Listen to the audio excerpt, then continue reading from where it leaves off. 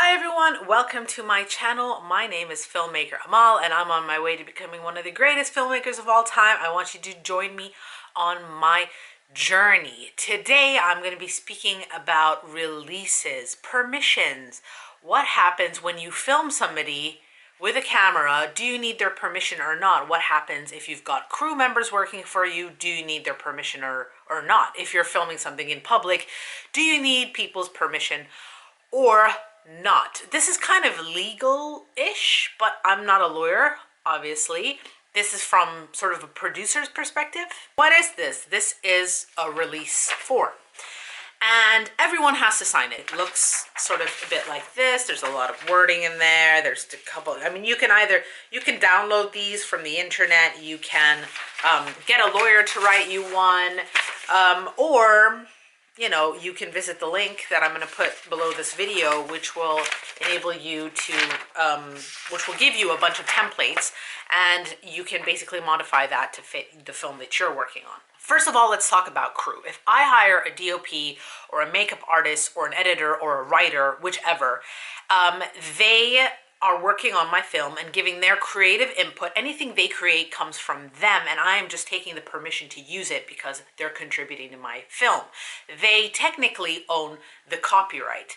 So any crew member working on your film needs to sign a release, which is called an assignment of rights, and basically give you permission to use their work within your film. You're coming to work with me to create something, we're creating something together, but you need to assign your creative rights to me. And you sign away your life, and you give it to the production company. We have spoken a little bit about this before, but obviously when you are shooting a film, you either have a company behind you, production company behind you, you need to have a production company behind you, or you set one up like an SPV, a special purpose vehicle for the purpose of these films. So the big studios like Paramount or Warner Brothers, etc., they won't be Warner Brothers and Paramount, etc. They will create a smaller film. So for example, if they're shooting Monsters Inc., they might call the production company Googly Googly, you know what I mean? And then all the releases and all the assignments of rights will go to Googly Googly Productions. And then Googly Googly Productions will eventually shut down, but before it shuts down, it's going to transfer all the rights to Warner Brothers, for example. So all the rights will be housed within them or their company, but it needs to start off by being a tiny little company. And the reason why is because you can sue the company. So if you sue this company and you're not going to be suing Warner Brothers, it's just all going to be contained in one space. That's why it can't be an individual. If I, myself, like filmmaker Amal, hire a DOP, the DOP works for me, shoots some stuff, doesn't sign a release, then, at the end of the day, when I release this film, they can come back and say, well, you didn't, I never signed a release, so I don't give you permission to use that. And it's like, uh-oh, I'm in trouble. But then they can sue this mini company. And the reason why you can't be a person is that if I am a person, they need to sue me. But then they take away from me. And you don't want to put yourself in that position because you're able to do that. You can sue a person for using your material. But for example, if they're liable, for example, this DOP shoots a really cool scene and I make this film here, and this film here gets sold, and it gets sold for $1 million. Let's just imagine it gets sold for $1 million. Great film. Then they come back and they say, we never gave you permission. We don't want our footage to be in your film. Therefore, we're going to sue you. Let's just say they're entitled to a certain sum of money. That money will come from you. But if it's a company and you have insurance, then the insurance will pay for that or whatnot. It makes it a lot less messy. Just to recap, that is in terms of crew. So any crew member working for you needs to sign a release.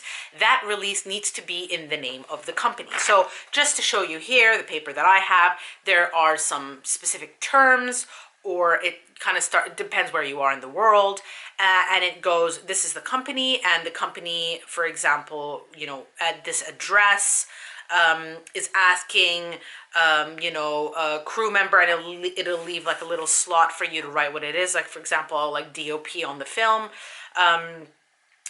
which is putting the name of the film. So you'd have sort of the services, you'll have who the company is, who the contributor is, and you will have the dates, and you will have the name of the production, and you will have sort of any kind of fee that you're offering them. So in the case of a deal memo or something, you might have a fee written there. This is going to be confidential. I'm not going to hold them liable. They can produce, replicate, print all my material, so you can turn them into photographs, you can turn them into videos, etc., etc. So that is what would be written in terms of a crew agreement or a release or, assignment of rights. Now we get to cast. I would say generally people are nice, like they're not out to get you. So there are two things that will make a person come after you if they don't sign a release. They are a complete butthole, or they're really scared for some reason. So for example, I watched the other day, there was a gay film that was set in Kenya about two men. If the director had shot that film, they would have asked these two men to sign a release. If they had signed the release to say we can be in the film and we're okay for you to like showcase, our lives, etc., etc., and then the film came out and, or the film was about to come out and these guys got scared, they would get in touch with the producers and they would say, listen, we're just scared. We don't want to be part of this film anymore. Please, stop the film. And then that's when the producer turns around and says, you've signed a release. Of course, if it's something that pressing, the producer needs to take that into account. And, because you don't, as a producer or as a director, want to put your contributor, subject of the documentary or of a film in danger or any kind of danger of any sort. So of course you will talk about that and you will see how you can get around that. But if they had not signed a release and you release that film and put it out into the public and something had happened they could turn around and sue you. They could turn around and sort of get mad or do whatever and say, we never gave them permission. We just, and then it's either because they're scared or because they're complete buttholes or they want some kind of monetary compensation. And that's the reason why this whole thing came sort of into play. It's because people try to catch other people out. And of course, just a note, if a contributor has given you reasonable consent and they have a good awareness of what is going on and what is happening, they technically cannot withdraw their consent because that protects the production team and the producers and everybody involved. Having said that, if the situation is a little bit tricky, you really need to take what they say on board, and you really need to kind of, it's like you can't be like, oh, take me out of this scene because I don't think I look good, or that's not a good angle for me, or I don't like the way I acted. Because don't forget, as a director, for example, or even as a producer, but as a director mostly, like if you are shooting something and it's your vision and it's something that you like and you want to add to your film, then it's your right, because it's your vision. So for an actor to turn around and start to dictate to you what you can and can't include because they don't like their performance on there, then that no longer becomes your film, that becomes their film. You need to make them understand, and you need to have the confidence to tell them that, no, like this is what I want and this is the way I see my film.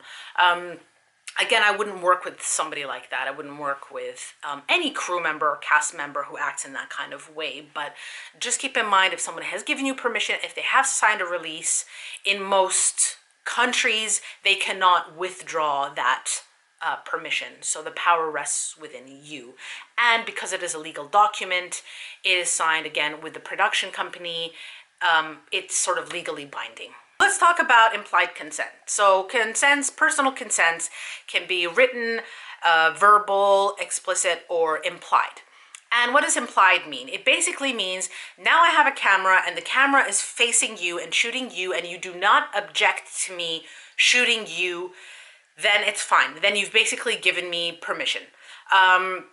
In the US, for example, if they're shooting a big scene on a street, they can put up a plaque. If you show up on camera, you realize that you are being recorded, that we are using your voice, we are using your likeness, we are using your physical, whatever it is. It's like those are the kind of key words. And actually, let me take this release here and let you know exactly what the keywords, yeah, here.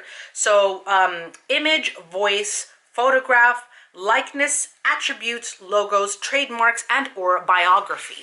That tends to be in all releases. It's like a general term for saying everything that you are, like your soul and spirit and physical self, and everything inside you is going to be on camera. So just be aware.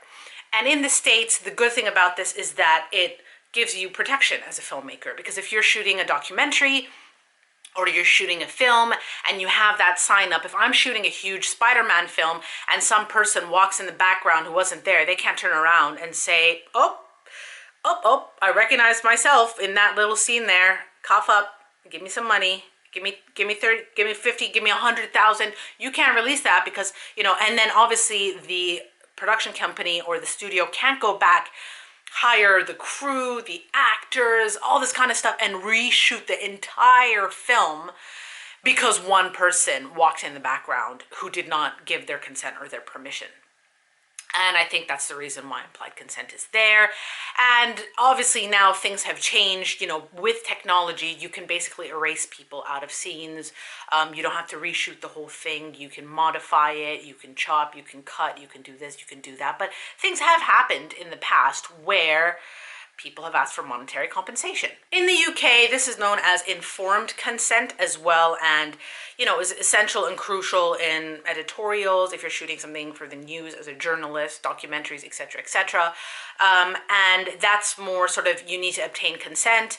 So wherever you can, get written consent, also in the form of an email. So emails work as well. So if you've written someone an email, and said, yes, I will appear as so-and-so, then that is proof. If it's any kind of recording by camera or voice recording to say, yes, I'd like to be involved, then that also, you can't trick the person, of course. You need to make them well aware of what's going on, what it entails, what is being shot. Again, put a little plaque. I don't know if you guys have seen, there's an emergency program that the BBC shoots as well at St. Thomas and St. Guy's Hospital, or St. Thomas, whatever the hospital is. But every time they shoot that, they have a little plaque that says, we are recording. By you being in this vicinity, in this building, in this space, you are being filmed. We might use that. That might appear on TV, just so you know. So if you are not comfortable with that, do not cross this line, or do not pass this, or do not be around us, kind of thing. That is the US and the UK. When we get to the rest of the world, obviously this differs. So me being from the Middle East, the law is kind of all up in the air. The law really doesn't protect you and support you, even though they say they do. You get into an instance where they can just flip the switch at any time. And even if you have a form, or even if you have permission, they can withdraw it, or they can kind of flip it on its head, and you basically lose everything. That's the reason why it's difficult to shoot in places where things are taboo. But this is similar to sort of like the African documentary I was telling you about homosexuality. That's considered a taboo. I mean, there's censorship all over the world, including the US and the UK. There are things that you can't say and you can't do, and people will get at you for that. Regardless of whether you have permission or not, they'll try and find loopholes. If you are a producer, you better wise up. You better wise up fast, because you are the person who is in charge of getting the releases done, making sure everyone signs them, making sure that the film that you are shooting, whether it's fictional or documentary, is safe. All the I's have been dotted and all the T's have been crossed, and you protect the production, you protect your team, you protect your director, you protect your actors. Everyone is protected. There is no shame in signing an agreement. If somebody feels uneasy about signing a release, that's already a red flag. So question whether you want to work with them or not, because it's all the name of the game. We're all here to make a film, and we're all here because we want to expose something, or we want to create a documentary, or we want to put something in. Yes, it is terrifying sometimes, and sometimes you change your mind, or sometimes you fight with people on set and then they're no longer part of the film, or whichever it is. But as long as you have obtained their permission, then you should be in a better place wherever you are in the world. So get one of these one of these documents made and signed. And you know, if like I said, you can get the templates, etc., but if you have a legal team behind you, especially if you're doing something a little bit more sensitive, I would recommend that, because you don't want to be in a difficult position. Hope that was helpful to you guys. If you enjoy the material, please, you know, subscribe, follow, all that jazz. I don't like saying that stuff. I always feel like I'm selling something. But yeah, if you like it, just please, you know, share it, learn about it. You know, this was a big part of my journey, and I learned a lot of lessons along the way. Make sure you get your releases done. So till next time, take care and see you. Bye.